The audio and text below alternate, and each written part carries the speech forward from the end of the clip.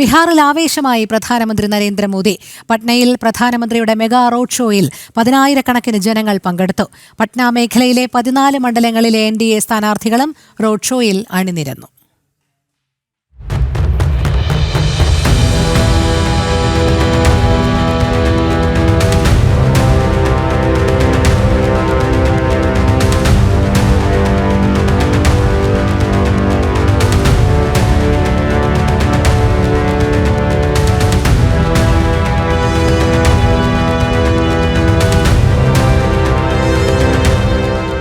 പട്നയെ ഇളക്കി മറിച്ചുകൊണ്ട് പ്രധാനമന്ത്രി നരേന്ദ്രമോദിയുടെ മെഗാ റോഡ് ഷോ പുരോഗമിക്കുകയാണ്. പട്നയിൽ റോഡിന് ഇരുവശവും 10,000-കണക്കിന് ജനങ്ങളും പാർട്ടി പ്രവർത്തകരുമാണ് പ്രധാനമന്ത്രി നരേന്ദ്രമോദിയെ വരവേൽക്കുന്നതിനും അദ്ദേഹത്തെ അഭിവാദ്യം ചെയ്യുന്നതിനും വേണ്ടി എത്തിയിട്ടുള്ളത്. അവിടെ ദൃശ്യങ്ങളിൽ പ്രധാനമന്ത്രിയുടെ വാഹന വ്യൂഹം കടന്നു വരികയാണ്.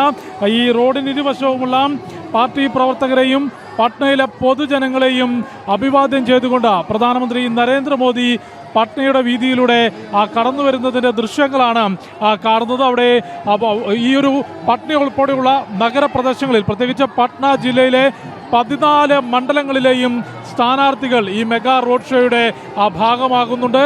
അത്തരത്തിൽ NDAയുടെ പ്രചാരണ പ്രവർത്തനങ്ങൾക്ക് കൂടുതൽ ആത്മവിശ്വാസം പകർന്നുകൊണ്ട്, അതിന് കൂടുതൽ കരുത്ത് പകർന്നുകൊണ്ടാണ് രാജ്യത്തിൻ്റെ കരുത്തുറ്റ പ്രധാനമന്ത്രി നരേന്ദ്രമോദി ഈ പട്നയുടെ വീതിയിലൂടെ കടന്നു വരുന്നത്. ആ ദൃശ്യങ്ങളാണ് കാണുന്നത്. പ്രധാനമന്ത്രി നരേന്ദ്രമോദി ഈ റോഡിന് ഇരുവശവുമുള്ള ജനങ്ങളെയും പാർട്ടി പ്രവർത്തകരെയും താമര ചിഹ്നം കയ്യിലേന്തിക്കൊണ്ട് പ്രധാനമന്ത്രി കടന്നു വരുന്നു.